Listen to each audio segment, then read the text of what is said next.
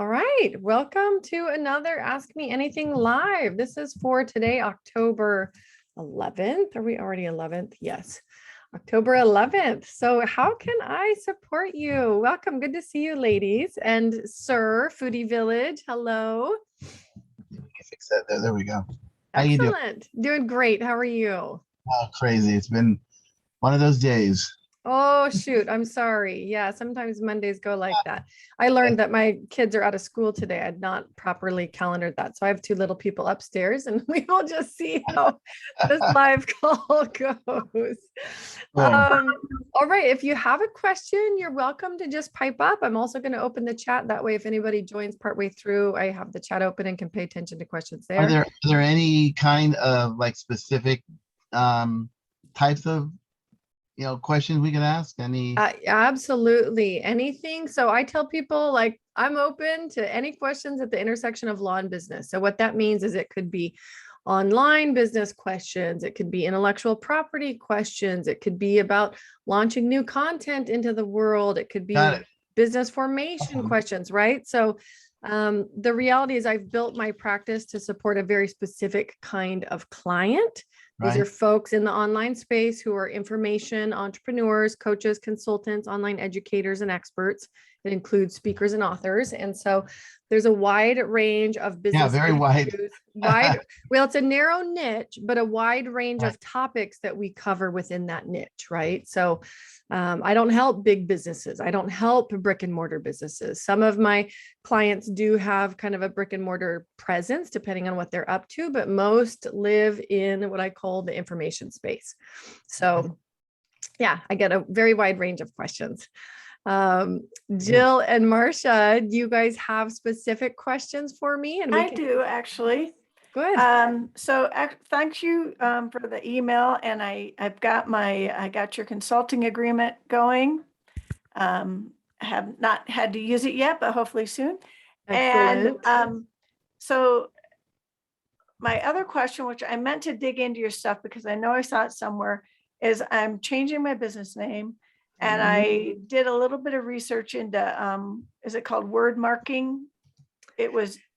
Yeah, trademarking, like getting a trademark registration. Yeah. And there was some kind of a check that I went through to make sure that that name wasn't used. And I saw some similar ones and what they had done. Anyway, I'm not sure what I need to do to make sure I can legally use it. I'm not real worried about somebody else taking it because it uses my last name and such that I don't think it's a problem, but I want to make sure I do whatever due diligence I need to do. And I think you mentioned you work with somebody who does that. That does trademark registrations. Yeah. So I actually do trademark registrations through my office. So we do those here. I also am happy to provide referrals depending on what people need. Now, Marcia, you're US based, right? Yes. Yeah. Okay. Yeah, I'm in Colorado. Okay, great. Sorry, I'm just listening for my kids. We have, for people, Larissa, welcome to the call. Got kiddos home today, which was a surprise to me. So, Marcia, the question about naming something, and this is good for anybody on the call or anybody that watches this recording later, the people often that's actually the stage where they make a misstep, right? Because once you're in business for a while, or you've been using a name for a while, it can be hard to go unwind that and fix it. So it's a great time to be asking that question. Naming can be tricky, and because people often don't do the searches necessary to actually figure out that they either clearly are or clearly are not infringing somebody else's work or phrase or whatever. So whether you're naming your business, whether you're naming a signature course or program, whether you're naming a product, whatever it is, even using like a tagline in your business, right? Selecting a phrase that you use pretty consistently in your business. I just went through an international trademark battle with a client. We ended up having to purchase the mark from the company based in the US because of that international use in order to resolve that scenario. So he chose a phrase, had been using it in Canada, did not have the rights to it in the US, but hadn't researched it in advance, right? So that's something that doing a little research can save you a lot of heartache down the road. You want to spend some time on Google. Google the use of the specific word or phrase that you're looking at. Marcia, it sounds like in your instance, you're including your last name as part of that. Right. Yeah. Yeah. So look around and just see what other uses, and in addition to the exact phrase itself, you want to search potential variations of the phrase, right? So let's say you have a word that has, different formats, ing versus ed, right? Okay. Search variations of the phrase to make sure that there's not some slight variation out there that's being used that didn't come up in your search. So step number 1, spend some time on Google. Step number 2, search variations of the phrase, as many as you can think of, to try to understand the marketplace. And welcome to Leo. We are talking about how to provide, how to complete proper searches when you're getting ready to either name a business, name a program, name a course, etc. And then step 3, Marcia, is to go to the uspto.gov, right? So I'm just going to pop this uspto.gov into the chat. That's what I did. And you're going to search TESS. They have a basic trademark search there called TESS, a trademark database. And so you get into TESS and run a basic search of TESS using the same principles, the phrase that you are seeking to use, as well as variations of the phrase. Okay. Right. So that, while I can't say that that will absolutely clear you, that will be some additional steps that you can take that a lot of people don't take. They might use Google a little bit or whatever, but if they've already been using something for a while, some people don't even go search it. So it's kind of crazy how often people get themselves in trouble in this regard. So those would be the kind of the minimum steps I would encourage somebody to take at the naming stage. Now, the next question of whether or not you're able to get a registered trademark around it. If you were to hire somebody like me, we do what's called a knockout search, which is kind of the initial clearance search that looks at the marketplace for you. It's part of the fee. We don't do a trademark registration without doing this search. But if we do the search, some people will hire us to do the search on its own. That's a $300 fee. But it's just part of the trademark registration fee, which in my office starts at $14.97 for a single class, single mark registration. So for example, you have one phrase or tagline that you're using, or one signature program or product name. That would be $14.97 for a single class. Now, most of my clients, we can cover a huge, like a tremendous portion of their work within one class. Some of them, if they've got really, either big businesses or thriving businesses, or they're doing a variety of things in relation to that mark or that a phrase, we might need to get up to 4 classes of coverage for them. So there is some difference, like a fee range, depending on how many filings, because the USPTO charges a $250 fee per class. So a single class would just be an additional $250 to cover that filing fee to the USPTO. But if you had to, get coverage across 4 classes, that filing fee could go up to $1,000 with the USPTO. And then there's a slight bump up in my fees to cover the initial search, to cover the creation of the language that goes into each category. Because you not only have to choose appropriate categories, you have to put a description in there that appropriately covers your services and gives you room to grow.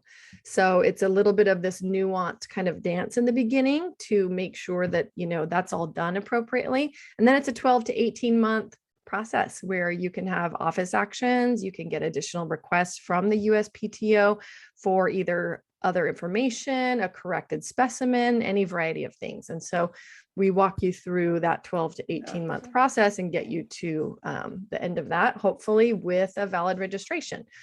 The other part about using your last name, you cannot always obtain a trademark registration that includes a surname. And the reason being is because you can't prevent other Chadleys out there from using Chadley in conjunction with their business.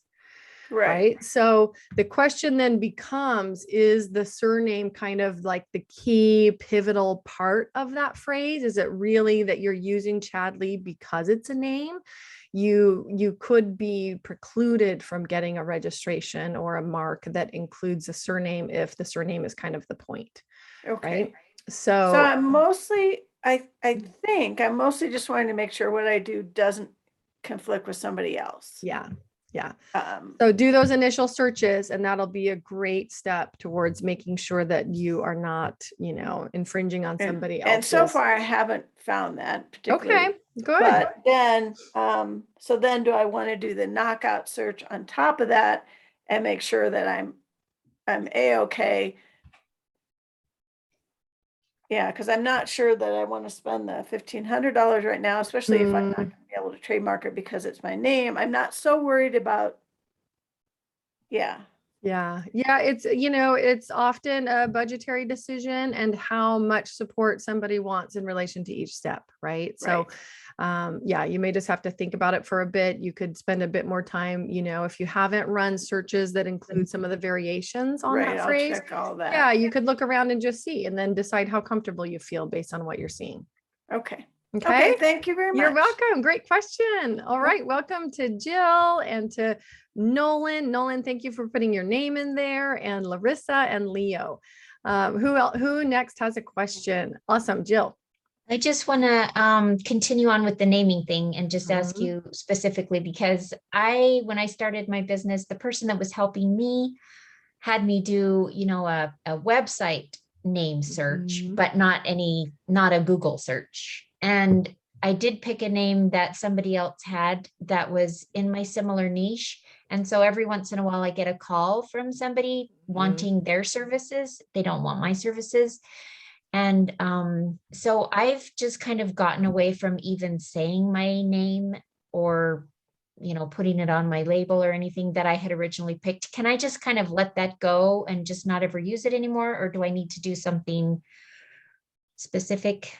That's a great question. So a lot of people end up in that boat. They think, oh, the domain's available. This must mean it's okay to use, right? And that's unfortunately not how it works. So you can actually have a domain taken away from you if somebody owns the registered mark that includes the word or phrase that you're using in your domain.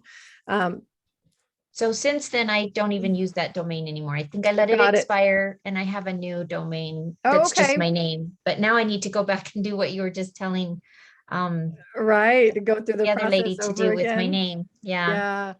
Well, and in regards to Mm. letting that other one go, what you're going to want to do is, comb through your online and offline content, make sure that references to that name are removed.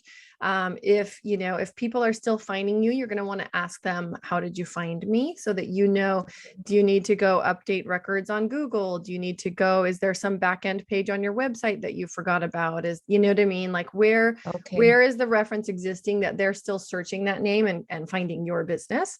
So you've obviously got some more cleanup to do as far as where your content is showing up online. Maybe it's a third party that cached your information on their website, put you in a directory or a referral link or something else. And so your content could actually be living somewhere else on a third party site.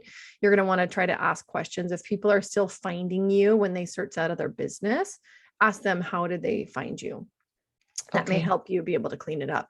And then certainly if you, there are ways, using Google. So for example, if you have an address that you can associate with Google Business, like Google Location, you can submit that information along with, the name of your business or whatever else, and it will help kind of clean up some of those records online.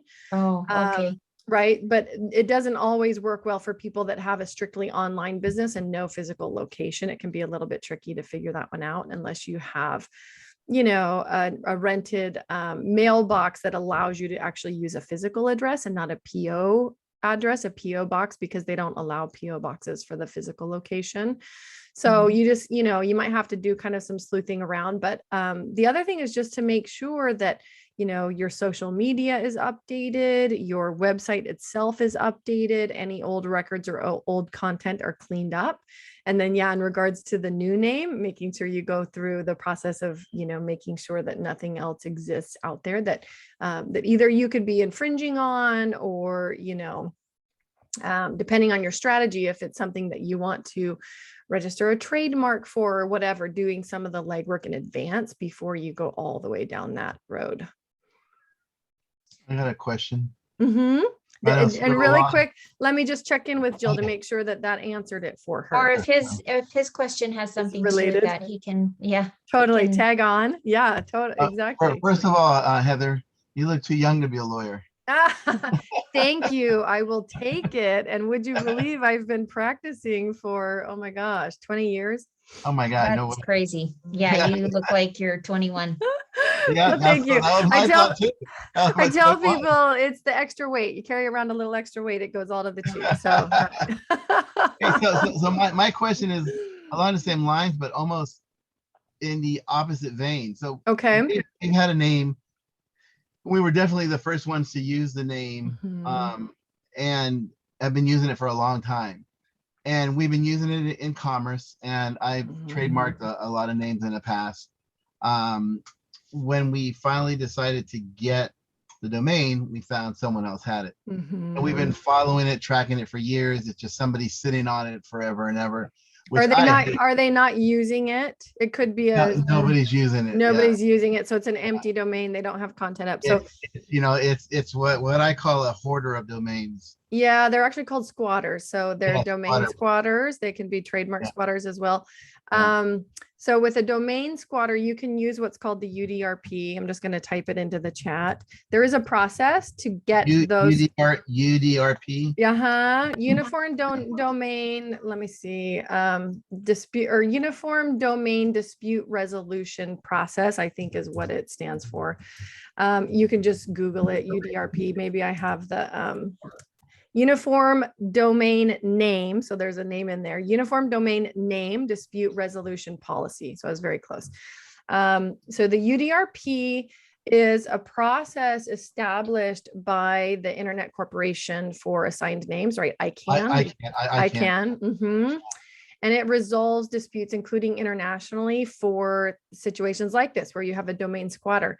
Now, it does cost money to go through the process, right? You might have to pay a filing fee. I can't remember what it is. It's not free, but there is an automated process where certain bodies of certain regulators are allowed to walk people through this process, and they will actually end up transferring the name over to the registered trademark holder. All right. So now an attorney like yourself that has dealt in this business for a long time.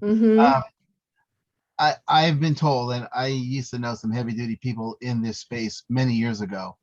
I've been told that it's very, kind of, good old boys kind of group, even though it's international, and that a lot of them stick together. A lot of these domain resellers, especially the big ones, the heavy duty players, and that a lot of times it's almost useless to fight it. Like for instance, if the person who's squatting our domain owns 500,000 domains, and they're just a heavy duty reseller, auctioneer, etc.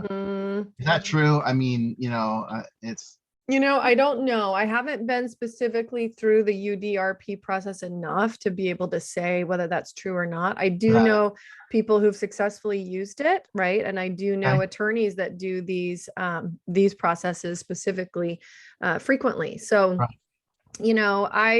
I personally hate allowing bullies to be bullies. And so it bothers me. I always think that, if it is really valuable to your business to have that particular asset, it's probably worth what it takes to try to go get it. And to enforce some of the rules that are out there, which, is the whole reason they're out there, is to protect businesses, including small businesses and anybody that has legal rights to a name, to be able to enforce those. And I just want to say welcome to Sherry and Sandy as well. We're talking a little bit about domain squatting at the moment. And what do you do in the circumstance that somebody else has a domain that essentially belongs to your business if you've got a registered mark? So yeah, Nolan, I could ask around. I'm also happy to get referrals. Where are you based? Is it San Francisco? Well, Northern California. The majority of our business is in the San Francisco Bay Area, but our main offices are actually in the California Gold Country. Oh, okay. It's much more beautiful out here. Awesome. Yeah, Northern California is beautiful. But welcome. Glad to see you on here today. I have another question, but I'll let someone else go first. Okay, great. Appreciate that. We'll circle back around. I had another question. Oh, okay, Jill. Yeah, so I am a sole proprietor and you were explaining the reasons that it's a good idea to go to LLC or Mhm. whatever else, but Yep. LLC would be my next. What's the best way to do that? Should I just go onto my state, how I register Secretary in of the State. first place? Yeah. So Jill, where are you based? Utah. Utah. Yeah. So go on to the Utah Secretary of State. Some states, so like Arizona, for example, is one of those that has an outside commission that does their business formation process. Utah, I'm not sure, but I would assume that if you go to the Utah Secretary of State website, they're going to have corporate formation as a main link there. And then you can follow it down to either LLC or whatever it is that you want to create. Some people are totally comfortable doing a DIY process and just filling out the forms themselves and getting them submitted. There are going to be a couple of other steps to the LLC formation process that you want to be really careful about, because a lot of people will do the first step, which is what you're talking about, filing the initial paperwork with the state so that you get what's called a certificate of formation, right, of that LLC or C Corp or whatever it is you've created. But you also need your LLC operating agreement, right? So that's a document that you don't have to file with the state, but you do have to have completed and in place, because if you were to ever be audited, be engaged in litigation, have something come up that poses a risk to your business, you need to have timely created an LLC operating agreement, which is your governance document for the business. A lot of people will miss that step, or, you know, put one in place that is wrong or whatever. You have to really treat your business like a business, and that includes forming it properly, putting the governance documents in place. And so with an LLC, that's called an operating agreement.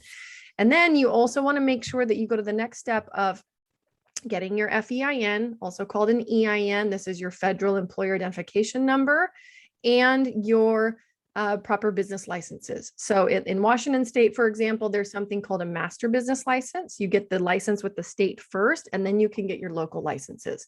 Sometimes those are city, sometimes they're county, depending on the business. So you'd want to look and see, once you have, you know, your LLC formed. And by the way, on my site, I'll just grab the link. I have got an LLC formation guidance document, right? So a lot of people will grab that and then kind of walk through the process in their individual state, but make sure that they are doing it in the right order and they've got all the steps. It's easy to miss some steps. So that can be found here. I've also got something that is called the Business Builder Basics Bundle. And that is for somebody who is at the process of starting a business like an LLC, and they want a much bigger view around business planning, around their legal needs than just the initial formation. It is my least expensive bundle, but it will help you tremendously with your upfront business planning and knowing legally what comes next. Let me just grab the page to my bundles. You're welcome to check it out there. The reason I mention it is because the LLC formation document, as well as the LLC operating agreement, lives inside that bundle, along with a bunch of other guidance and documentation that will help you in your business planning. So that Business Builder Basics bundle is $497, significantly less than like what's a place like Google, I mean, LegalZoom or one of the big box places will charge to walk you through a business formation process. So it's an option. It's a great resource, especially if you have some additional business planning to do and you want to really. What do you think of those LegalZoom type companies? You know, this is the question that I ask, and I've worked with a lot of people who have done something through LegalZoom and then they have to, you know, hire legal help to fix it. And so unfortunately for me, that's almost where we're at. Yeah, is I ask people, okay, you did that. How do you feel having gone through a LegalZoom process, right? And most people have kind of this blank, like, how do I feel? What do you mean, how do I feel? Like, do you feel more confident about your business? Do you feel like you got some additional guidance? Do you feel like you're leading your business any differently than you were before? Mostly the answer to all of those questions are no. Through a place like LegalZoom, it's kind of like, well, it's kind of like my fingers are crossed. I hope it works, right? It's a little bit like, I hope the parachute opens on the way down. It's, you know, it's not, because this is the thing, is that LegalZoom is tailored to the world at large. It's not tailored to a very specific type of client doing a specific type of business. And so for me, I cared a lot about creating resources that were highly targeted to a very Right. specific client.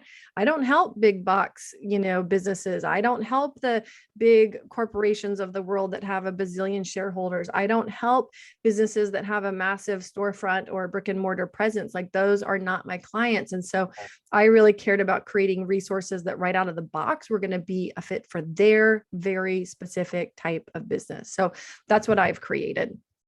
But Wow. yeah, I really care about creating better leaders, better entrepreneurs that are better leaders of their business, because the small entrepreneurs of today have to lead their businesses. And just like they have to learn marketing and sales and information technology and business systems that apply to their particular business, they also have to learn a thing or two about legal, right? Legal basics. They don't have to get a law degree, but they do need to know how to spot red flags and how to make decisions that are appropriate for their business that have legal impacts. So that's my goal, is to provide just the right education. I tell people the right golden nuggets go a long way, right, to creating the business that you want and also protecting the business that you're building. So that's my spiel. I had a former business partner. He's still a friend and all, but I had created an LLC for another division of the company several years back. He just went the easy route. He said, I'll pay this company a couple $100. They'll create our LLC for us.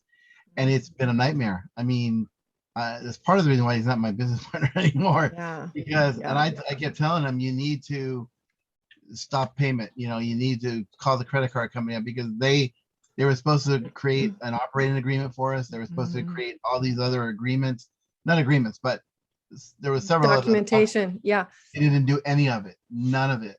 So because I had the knowledge, I went in and I at least got the two other.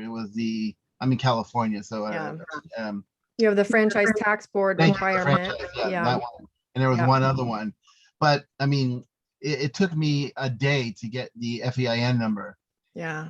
2-3 weeks in a row, they were saying, "Oh, we have to do this. They kept putting it off. And I just went on there because I remembered from before how easy it was. Yeah. Well, and that's what my, my business builder basics bundle and even my LLC guidance document helps people understand. Here's what you need. Here's the right order, because it's really easy. It's not that difficult. It's really not that difficult. No, you just need to know what the right steps are, right? Sandy, it looks like you've got a question. Sorry, and I was just trying to get it in before I did the school run. Thank you for the opportunity to ask a question, by the way. I really appreciate it. Absolutely.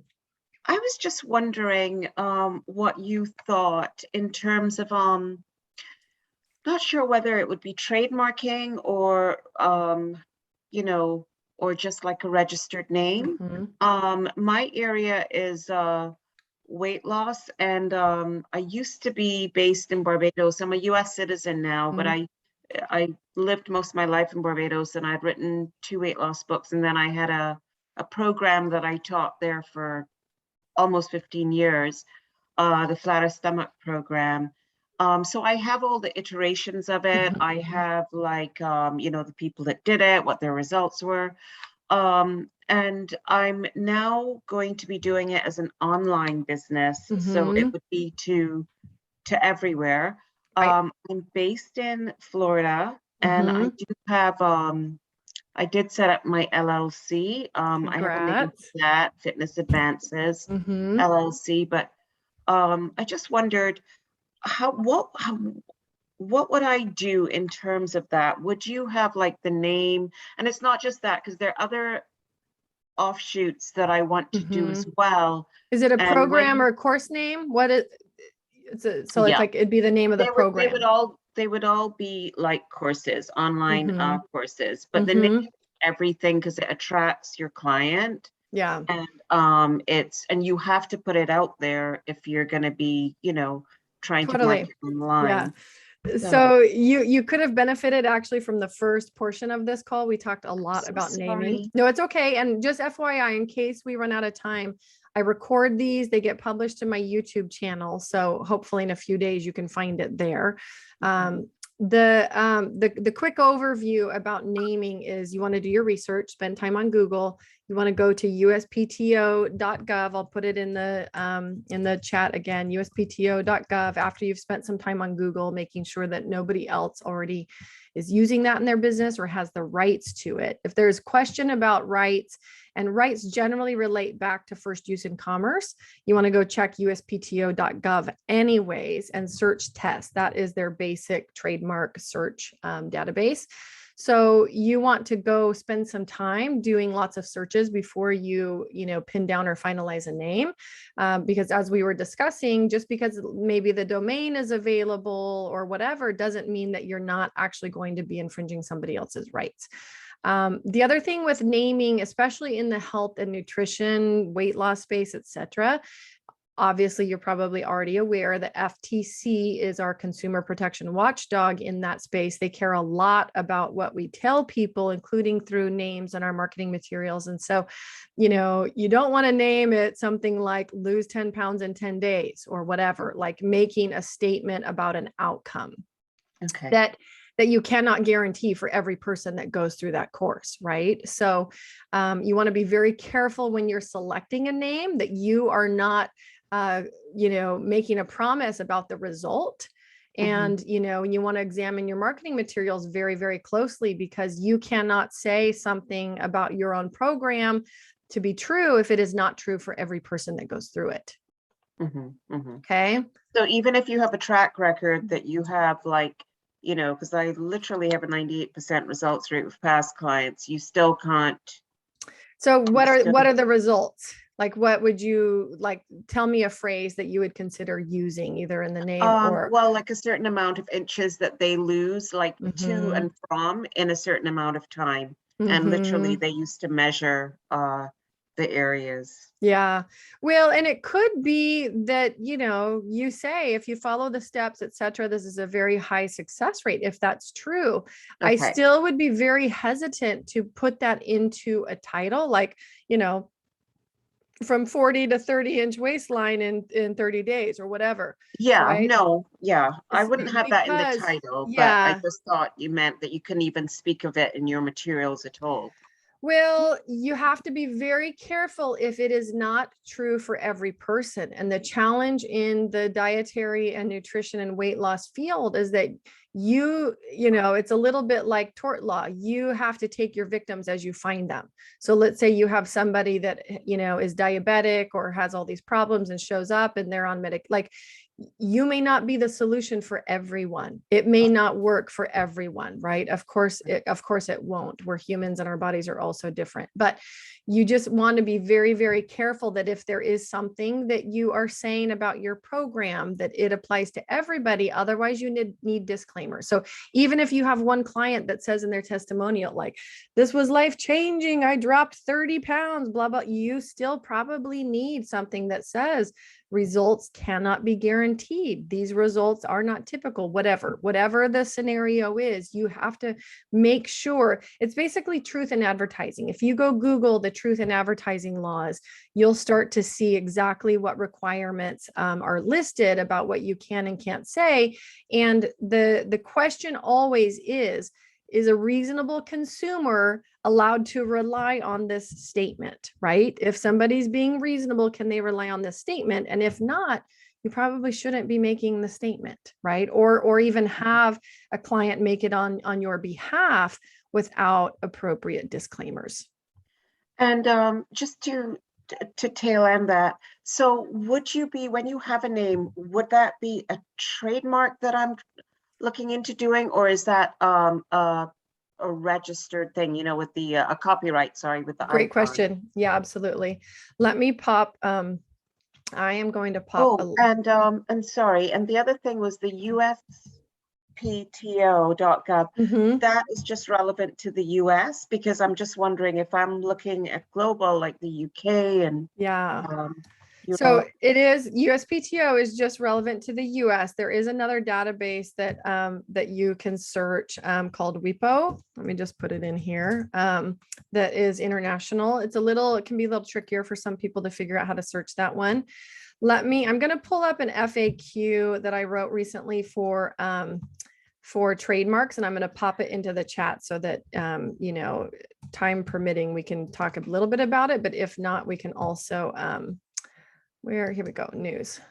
Oh, good. It sounds like my hubby's And I home, guess so- I should ask you which one is more cost effective to start with until you can whiz bang do the other ones. Like, right. So, because I would want to test the program and make sure it has legs. I mean, something in person does not always transfer online. right. you No, I know. absolutely understand that. So here's the link I was looking for. So these are my trademark FAQs. That's a great place to start for some basic trademark questions. Thank you. It's going to describe the difference between using the TM symbol and when you use the circle R. You're right that a trademark registration is appropriate for a phrase, a name, right? A single word, or an image like a logo, right? So you can get trademark registrations around the way that I describe it. And welcome to Kim and Glenn and Ron and Sherry. I want to make sure you guys know I see you. The chat's open as well, but we'll try to cruise through a few questions. Sandy, think about trademarks as like, I'm not too far from Mount Rainier, right? So I describe your brand or your business. Think about it like a mountain, right? Big mountains, snow-capped peaks at the top. Trademark registrations protect what's at the top. This is your business name. This is a brand name. This is a tagline. This is a word or something that you use in conjunction with your business, or a logo. This is what's visible to the marketplace in regards to brand identity, right? That's protectable by trademark registration. So again, word, short phrase, tagline, right? It's much shorter content, or an image like a logo. The copyrights protect the rest of the mountain. This is the body of your work, your articles, your video content, your website content, your newsletter, your images or infographics that you create to support your education. Maybe it's a workbook or worksheets that you prepare to go along with your program, right? This is the body of your work. This is all protectable by copyright registration. What a great analogy. Thank you, Nolan. I appreciate, I know, I need to copyright this analogy, right? When Nobody I else. was 17 years old, I used to help bands copyright their songs. Oh, nice. Yeah, I had- exactly. If you're a yeah. musician, if you're an artist, this is why the copyright system is important. Yeah. Very yeah. cool. That's a great, I'm going to use that if that's okay with you. Yes, please give me credit. I know. I will. I personally love this analogy. I don't hear anybody else using it. So, and would I need to look at the world one then, or will having it in the US protect me? This is a I'm great based question. here? Most people, including my international clients that I work with, have about 80%, 50 to 80% of their clientele based in the US. So I say start in the US. The other reason it would make sense is, let's say somebody's 50-50, like let's say they're based in Canada and half of their audience or their database is in Canada. Maybe you start in Canada, get the registered mark there, although it takes longer. They have a longer process than the US. But then once you have it, you can register for a mark in the US and have actually an expedited process available to you. So there are different strategies depending on primarily where's the marketplace? Where are you going to get sales? If a huge portion of your audience is going to be US based, I would say start in the US, because what happens, especially if you're a US citizen now, is that when you go to get international copyrights, they're going to look to the US system first, right? Okay. They're going to say, what do you own in the US marketplace since you're a US citizen? And then based on that, they may or may not give you an international, a foreign registration. Lovely. And the trademark would be the TM. The copyright is the C with the thing. But what's the R? R is registered. Okay, so TM, you use TM after your phrase, your name, your, whatever you're going to seek a trademark registration for. Once you decide to protect it, once you lay claim to the fact that you're claiming rights over that phrase, TM puts people on notice that it's proprietary, that you are either seeking protection or you're about to seek protection of that phrase. R, you only use R. In my article, the link that I provided there in the chat will go into more details. You only use R once you have actually obtained the registration. So you do not use R unless you've paid the money and you've been through the 12 or 18-month process and you own the rights. I see, said the blind man. It all makes sense. It's all the pennies all drop. And you could be helpful with this. We could utilize you if I'm looking at doing the world one, once I've started looking into the US one. Okay. Yeah, do some initial looking around. You'll get a bit more educated and you'll feel more confident in your decision. Okay, but Yeah. it's an area that you would handle if we Mhm. needed a little. That's right. That's Thank right. you so much. You're welcome, Sandy. Great to connect with Thank you you. for your time. You're welcome. Okay, great questions. Who's next? You're welcome to either unmute or pop a question into the chat. These are all great questions around naming and trademarks and registrations. And welcome to Diana. I have a question. Heather, I had, oh, sorry. Just real quick, actually, kind of on what we were talking about. In the patent world, there's I read recently, well, not recently, a couple years ago, about the ability to be able to create a patent that is a marketing patent. At least that's how I read it at the time I read it. Yeah. Could you just describe that a little bit? Well, and actually, I don't do patents, so I don't live in the patent world at all. It used to be that patents were primarily for machinery, mechanics. You could do, in fact, used to be that like even software systems. That's what we're talking about. Yeah, they've moved away from that. Most software these days is now, because it's code, it is most protected, most frequently protected by copyright. Yeah, yes, okay, and so.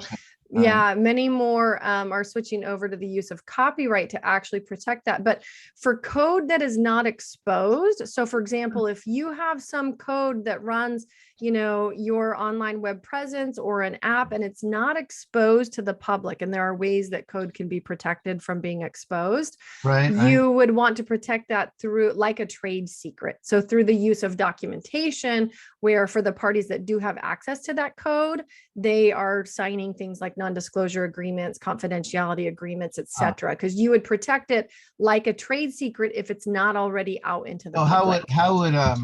How would code be exposed? Well, there are some ways that you can visit a website and actually obtain the code, behind the coding behind the website, right? So there are ways that you can get access to the code, which is why lots of website terms and conditions, you'll see they say like, you are not able to reverse engineer this app and blah, blah, blah, depending on what somebody's getting access to. So there is functionality that can help hide code from public visibility. It just depends how your website is constructed, what tools you're using, etc. Very good. All right. Good question. Okay, Jill, I think you had another question, and welcome to. Sorry, mine is really short too. So you mentioned the EIN, and I got one when I got my sole proprietor. Do I get a different one when I go to LLC, or you probably didn't get one for a sole proprietorship, because that usually unless you are setting up, and I guess maybe you did, you want to double check your records. Most often with a sole proprietorship, it's your personal tax ID that's used.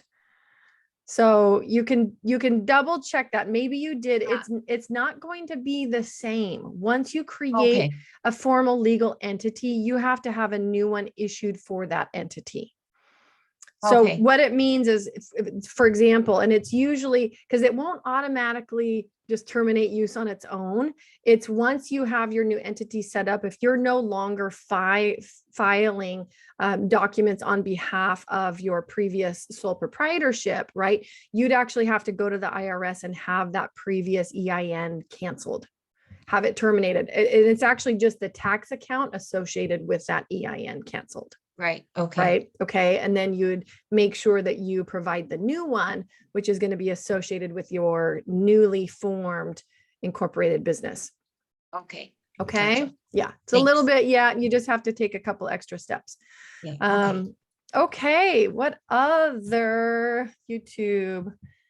Ask Me Anything recordings. Yeah, there aren't recent ones because I'm a little overdue to upload the last few Ask Me Anything lives.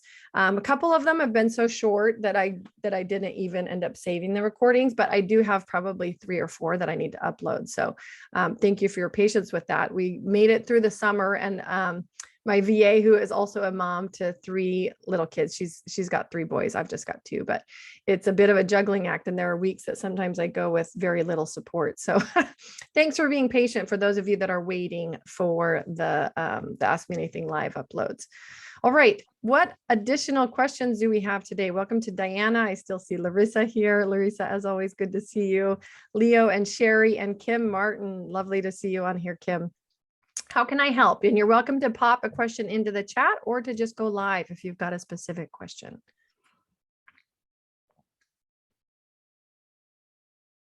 And I totally understand sometimes we're in locations where we can't go live. So I get that too, which is why I do like to open the chat so that for folks that need to ask a question and are not able to be talking about it. Yes, Diana says, awesome, no questions. Have you in the calendar for later in the month? That's right. We're going to be doing a live session together. So happy to be supporting some new businesses with their website protection package. Kim, did you just unmute? I did. I just unmuted to say hello. I don't have a question today, but I'm so excited that I was able to make the call today. Yes, good to see you. Yeah, great to see you. Yes, well, it was a good call. We did lots of, and I know you've been on several of these calls, lots of talking about naming and trademarks and some really key topics in business. Larissa said, I just felt called to show up. Awesome. Larissa also is part of the upcoming call later in the month, which will be great. And obviously, you know, Diana and Larissa and anybody else who is doing the website protection package, you can also pop into that Facebook group and get support between now and then. But the live call is going to be super important for tackling anything that's still hanging out after you walk yourself through the workshop recordings. I think you'll find the recordings very helpful if you haven't taken a look at them already, because there's quite a variety that's already in that group that was part of the recording. And some of the questions they ask are exactly the questions that other people going through the course should be, you know, and we don't always think of every question ourselves. And so there's a lot of benefit to just paying attention to the other questions that are asked there, because we end up covering so much great information within the context of that, that recording. So And Jill, those I think recordings are in the Facebook group that I just joined this morning. That's right. That's right. I saw you jumping in there. So you'll notice that when you click through, especially to the website protection one, there's also a visual timeline underneath where you can get access to when we cover specific topics, where in the recording. So if you need to jump ahead, you can. I've tried to make it as easy as possible. Okay, thanks. All right. And Kim, you said a question just came to mind. What's your question? Yeah, so I just thought, like, so I do have a registered trademark. I'm working on a second one. And my question is, it's about enforcement, and so having that, when would I ever or might, I mean, if it's not blatant, you know, stealing my content or something like that. Yeah.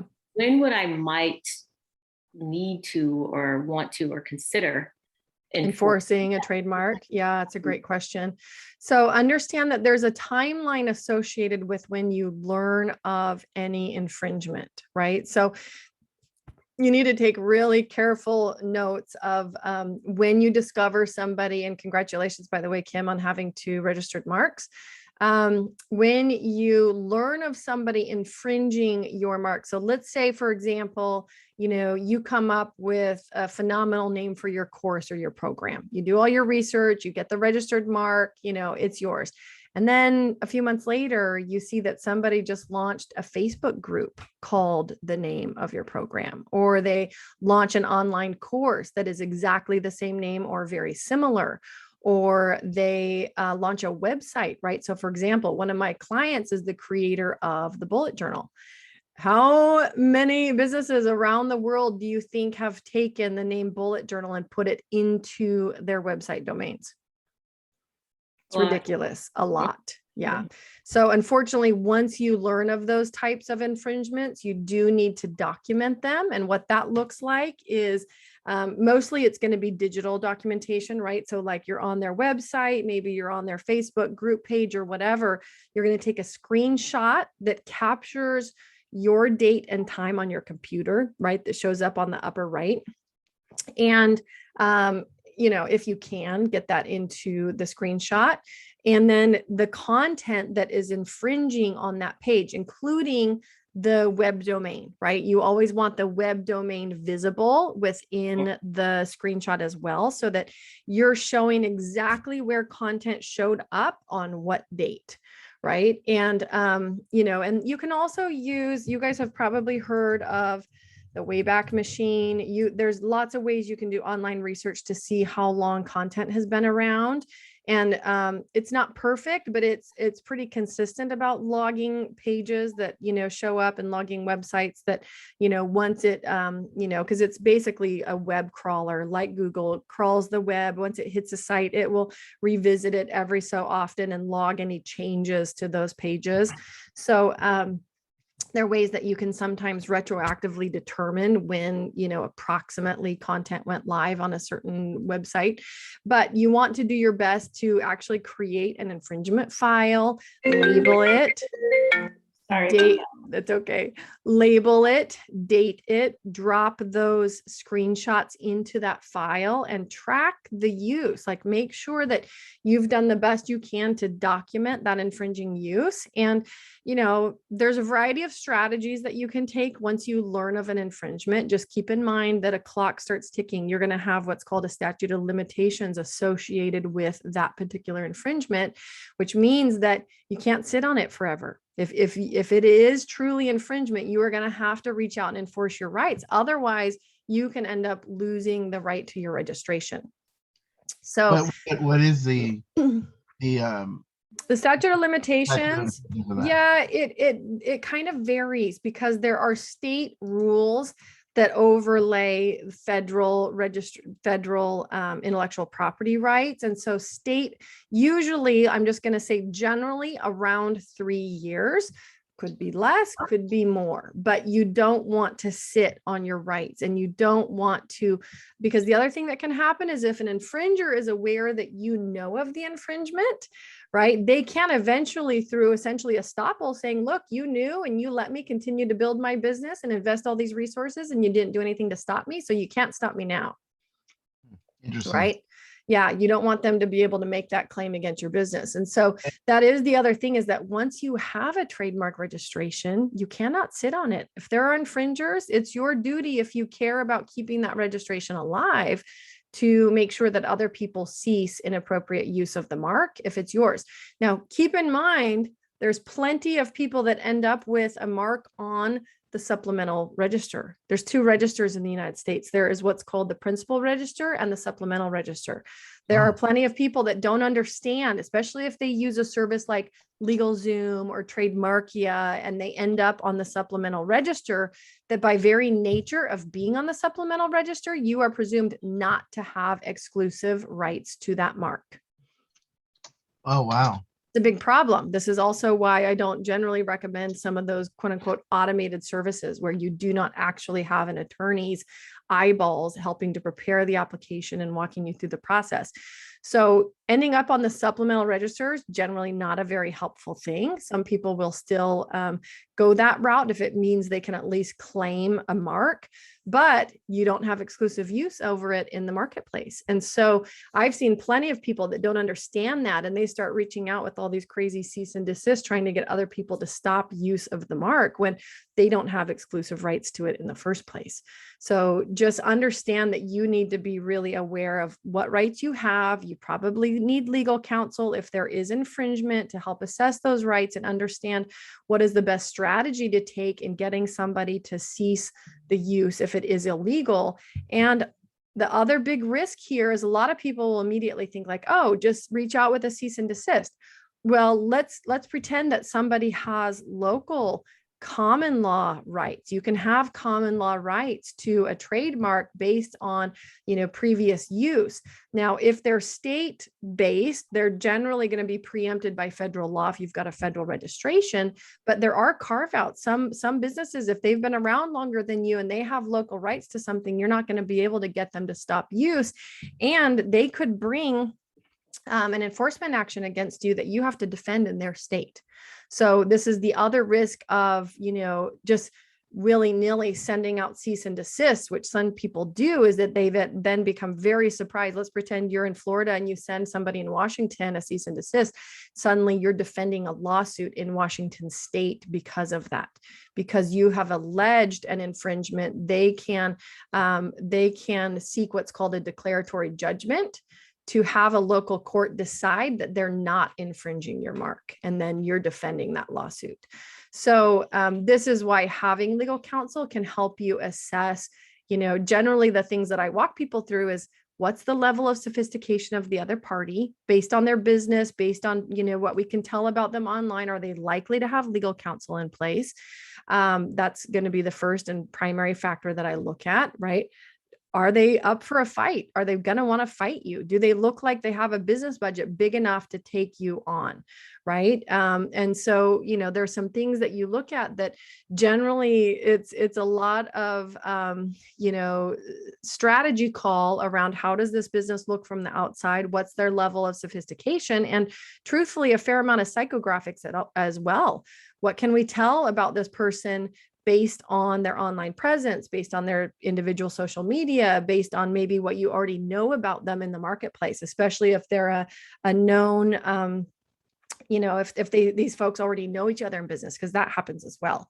Somebody goes through somebody else's program or course, they imitate it, they throw, all sorts of crazy things. But understanding psychographics can really help you determine legal strategy. How likely are they to fight? How likely are they to be reasonable? How likely are they to respond to what type of communication? And to protect that trademark, does it have to be actual registered, or can you protect it the same way as an actual trademark? That's a great question. So if you have what are called common law rights, where you don't have a registered mark, but you've been using it in the marketplace, right? You've been using it in commerce for some time. Common law rights are good. If somebody else gets the registered mark, they're not better. So it never pays to sit on your rights if you are understanding that it's something that you want to protect in relation to your business. And this is why I tell people, unfortunately, the game of business, and especially when it comes to registered trademarks, protecting intellectual property, you have to plan for where you're going, not for where you are. And a lot of people plan based on where they're at, which means, like I had a client previous to becoming my client that created a signature program. This ended up becoming a multi-million-dollar asset in his business. He early on was just like so many other people, like, oh, I don't have the budget for a trademark registration, so I'm not going to look into that yet. By the time this program blew up and became kind of his signature offering, it was making millions of dollars, and he went to get a trademark registration, didn't own the rights to the mark. Some school in the middle of Arkansas did. So you have to be very, very careful and strategic about planning for where you're going. And it also means pre-allocating legal budget. If you're serious about your business and you want to carve out a niche in your marketplace, you just cannot do that without allocating a certain amount of legal budget, especially initially as you're building out the foundation for your business. Thanks. Yeah, great question. I have just a follow-on question to that. So when I got the trademark, I had to select categories. Mm-hmm. So are those the only uses that if I needed to protect against? That's right. So, yep. So for other folks listening, let's pretend that you are an online business, right? And I mean, this is a bad example, but let's say you're a self-development coach, right? And you're using a tagline, live your best life, right? You're in class 40 or 41, different than an apparel company, right? Let's pretend that there is a clothing company that wants to use the phrase, live your best life all over the front of their clothing. They will be able to, because you're not an apparel company, you're not going to be in class 15 or whatever class that is. You're not going to be, maybe it's class 8. I can't remember. It's one of the early classes that I don't generally deal with because I'm usually working with folks in the online business space. So we're looking at classes 35, class 40, class 41, sometimes class 16, which I believe is books, printed material. So Kim, great question. You are only protected in the category that you are registered. And that is how the USPTO is able to identify not only the goods or services being protected, but also protect against what's called consumer confusion, right? Confusion in the marketplace. The singular question anybody should be asking when they go to get a trademark registration is, will this create confusion in the marketplace? And what that means is there already a company using this phrase or tagline or word that's in a similar category or class? If somebody's showing up to consume coaching services, they know they're not buying a t-shirt. There's no possibility of confusion between those two things, right? So this is why we have to have categories, is because paper products are different than online education. Apparel, right? Very different than a consumable. So, you have to definitely be careful when you're going to get your registrations that you are selecting the appropriate categories, and then that you are creating descriptions within those categories that are not only a match for what you're doing, but give your business room to grow, not overly restrictive, so that, because a lot of people will so narrowly define what they're doing, then their business evolves, and, they wish that they'd had a more broad or accurate description, allowing their business some room for growth. Hopefully that helps, Kim. It does help. And I did work with an attorney, and we went through all of the categories. Excellent. Congrats. Thought out, in the future. Yeah. I think it was actually before we met, so I probably would have. Yeah, no worries. No, I'm glad you got good support. Yeah. Excellent. So, thank you so much. You're welcome.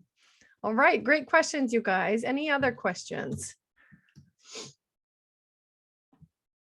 Hang out for a minute. Yes, Jill. So if I saw a cute mug or a t-shirt or something, and I wanted to create something similar, but change all the colors or whatever, would I be infringing on somebody else's trademark if I made t-shirts and cups? Not that I do that. It's a great question. Right. So what you're talking about is usually making branded materials that support your coaching brand, right? Like, oh, I'm going to give away t-shirts or mugs or pencils or pens or something along with my services. That type of use of your brand logo, brand phrase, whatever it is that you've got a registered mark around, is actually called merely ornamental. You are not a mug company. You are not a clothing company, right? And although you may be creating a couple of those things, that's going to be considered merely ornamental use and not protectable, right? So yeah, if you're creating a whole line of clothing, right, and you have a business that like all you're doing is creating clothing, then that stuff is way more likely to be protectable. But just essentially as a, kind of a side effect of your primary business, not protectable. Cool. Yeah, okay. Great question. Interesting. That's why people can make pins and all kinds of things. All sorts of things. Oh, yeah. Okay. Yep. Interesting. Okay. Yep. Great question. Anybody else? Leo, Larissa, Glenn, Sherry, good to see you guys here today. I hope this has been educational for you. I generally wrap up around noon, but I'm willing to take another question or two if there's anything else. I just have a question on one of my other questions. So the whole question of that company that my former partner paid, to do that. So what should be my next step? What should be like here? I just realized this recently that there were certain documents I did not have that I was supposed to get from them. So yeah. the IRS sent me a little card that basically said, hey, you're going to be late if you don't take care of this sooner than later. And I'm like, wait a minute, I don't have those documents. So how do what should I do? Yeah. So in these circumstances, so one, I have to say that I can't obviously provide individual legal advice on a call like this. Sure, yeah. So in all circumstances, when you have a very specific, individual or case specific issue come up, I always start by recommending that you connect with an attorney licensed in your state. Is number one. But, two, I'd be looking at obviously what is the IRS requiring, right? So for example, I don't know how long ago that business was created, right? Was it a year ago, a couple of years ago, et cetera? you'd want to be looking at making sure that, like, for example, if the first step was taking where the LLC was created, but then the Right. follow-up wasn't done, that you Right. get an operating agreement in place. If that's the appropriate thing, because the other question is that business going? Is it viable? Is there reason to Right. keep it alive? Or was it kind of a shell LLC that got set up and then really never got activated, Yeah, right? well, we started the business before COVID, a couple of years before COVID. Mm-hmm. It really took off, actually, ironically, about 3 or 4 months into COVID, 5 months Got into. it. Okay. So did you set up business bank accounts? Like, did you do other things that Yeah, yes, legitimize the we have business? all that going now. All that is moving forward. Yeah. Oh, And it's going okay. well. The business is going really well. Oh, good. So you got your EIN, you set up your Yeah. business bank accounts. Yeah. Yeah. So getting an operating agreement in place will be key if the LLC is the correct entity. Yeah. Is it still multiple owners? Yes, it is. Yeah. So let's talk for a second about single owner LLCs versus multi-owner LLCs, right? Setting up a multiple member LLC is a bit like setting up a partnership, right? You've got Right. some decision making to go through around, how you guys are operating the business, whether you're both managers, whether somebody is, more the de facto manager of the LLC and somebody else is maybe just a partner that's contributing Right. cash or resources or whatever, right? So So basically, who does what? who does what? What is the management structure, right? What are the obligations? Are they shared equally? Are they distributed in some other way, right? Because there's going to be some assumptions made based on state law if these things are not addressed, right? And you don't Right. necessarily want to fall back on state assumptions if they're not appropriate for you. So this is also where working with an attorney that is licensed in California, is a recommended path when there's more than one, more than one member. It becomes more complex, right? You have issues that just become more challenging to resolve. Now, if it's yourself, right? I always tell people, look, if it's yourself, you still need an operating agreement in place. If you're a single member LLC, in order to complete that setup, you still need an operating agreement. There are templates out there. I can't speak to all templates. I created one that is included in my Business Builder Basics bundle. You can also get it at the, individually on its own through my site at the individual templates link, which I'm happy to share again. But the trick with, and I have some templates as well, Nolan, for multi-member LLCs. The trick is walking through the analysis of knowing what you need, right? And that is a little more challenging without the direct guidance of an attorney asking you some of the pivotal questions and key questions, and also looking at those through the lens of state law. So, so truthfully, for anybody in your spot, I would say probably the best bet is to connect with an attorney and have them help you create a multi-member LLC operating agreement that is a fit for your scenario. Because here's the other thing about contracts that I always tell people: they are only as good as they are clear and accurate, meaning that they pertain to your specific situation. If they're not clear and they're not accurate, they can get you into lots of trouble. Right. So, that's unfortunately my recommendation is you may need a little hands-on legal help to unwind that and get proper documentation in place so that you've got your operating agreement up, so that if there's any catching up to do with the franchise tax board, any of that you're all caught up. And, without looking at it directly, I wouldn't obviously be able to advise you on the specifics of that. Do you practice in California? I don't. I wish I did. I am Washington only. I was Oregon for a time, but I'm exclusively Washington. I will say, and I'm happy, Nolan, if this helps you, because part of what people can struggle with is even deciding between themselves how they're going to manage something, right? Because even before you get to the point of hiring an attorney, some of those decisions should have been made or made with the help of the attorney about who's going to do what, how are we going to manage this, what happens. Unfortunately, I tell people this with, nobody starts a marriage planning for the divorce. And this is often not how people start businesses either, is planning for the divorce. But with businesses, we know that they will come to an end. It's just absolute truth of a business is that at some point, Your exit strategy. what is your exit strategy, and how does that get influenced by certain things? So for example, if two people show up, they're 50-50, they're gung-ho, they're going to do it, and one of them becomes ill, your exit strategy is probably going to look very different than two people are gung-ho, they get started, they're 50-50, and then somebody gets bored and they just want to walk away. Those Right. probably have different exit strategies, right? So some of the work is really just around the decision making. And what this means is that if you go to my individual templates link, which I just popped in there, and scroll down to, I have something that is called the joint venture, it's JV agreement template. I'm just seeing how far down it is, the page. I think it's right in the middle. So it looks like if you scroll down 1, 2, 3, 4 or 5 lines, it's right in the middle because it's a row of 3. Joint venture agreement and the JV preparation guide. What I wanted to reference is I sell that whole thing for $497. The joint venture agreement, because you're already in an operating company, is probably not the fit for you. But the JV preparation guide, I'm happy to peel that off. I sell that separately for people that just need the guide for $147. Okay. It's tremendous value. It's 6 pages. It will walk you through all the questions that you need to go through around how do we make decisions? If we have, a gridlock and disagree on something, how are we going to resolve that? How do we finance this business? How do we, share both in the opportunity as well as the costs?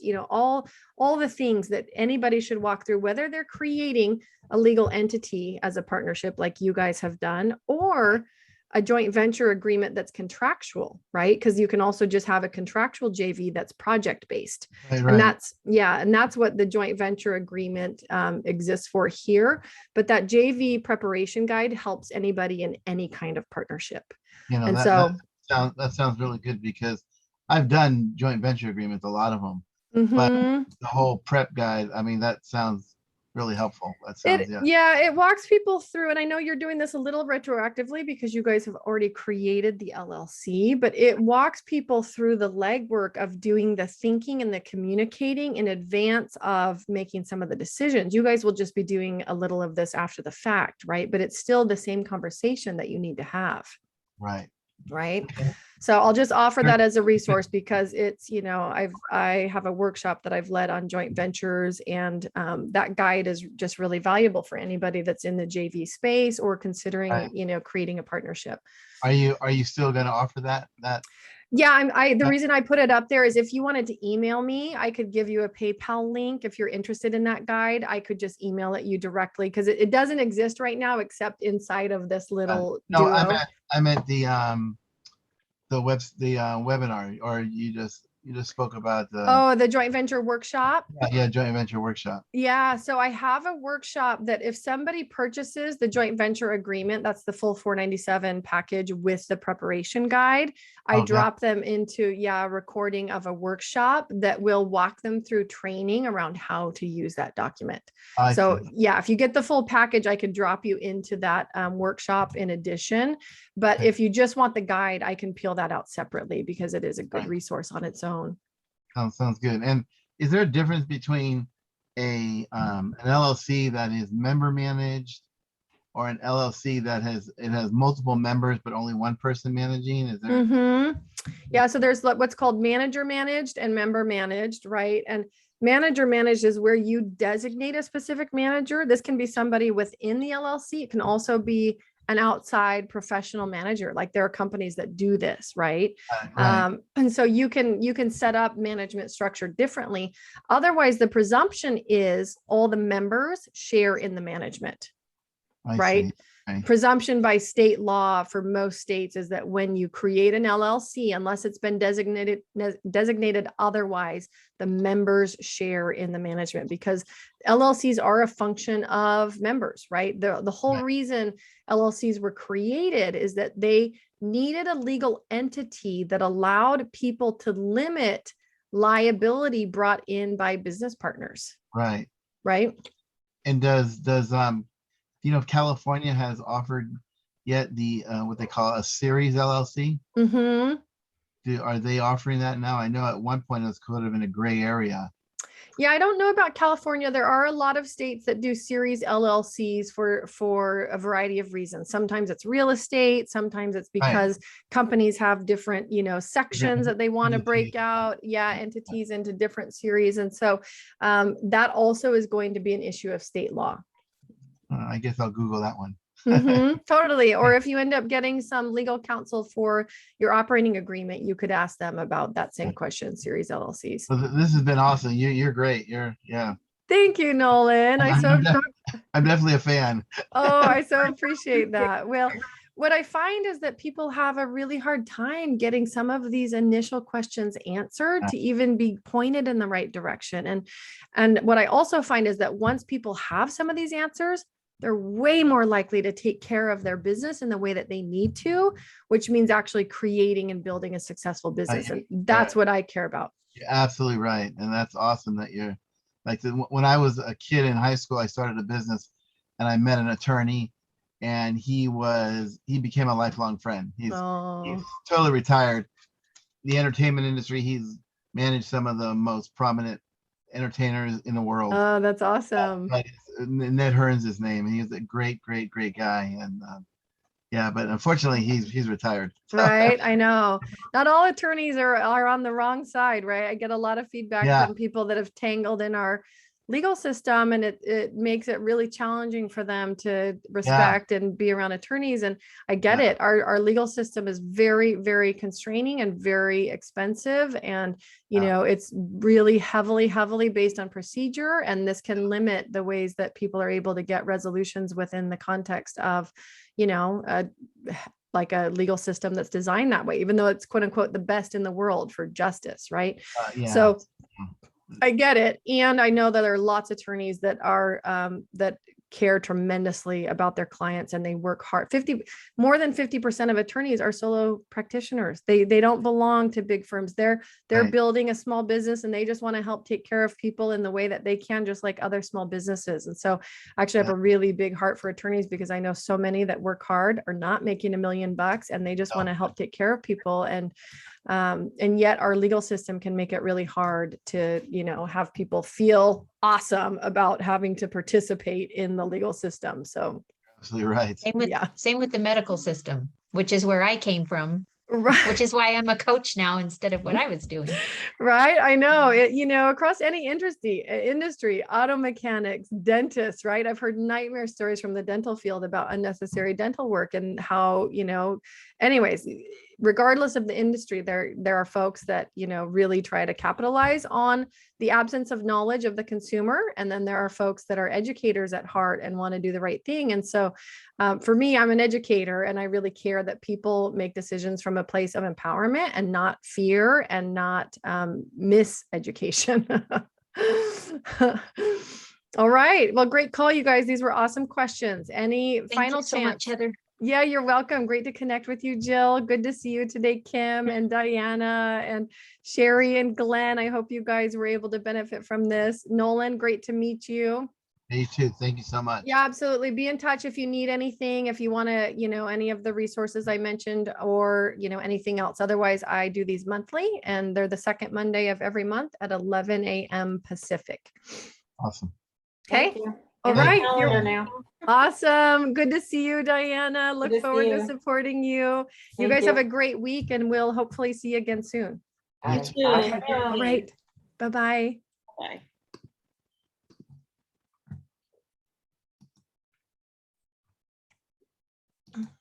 Bye.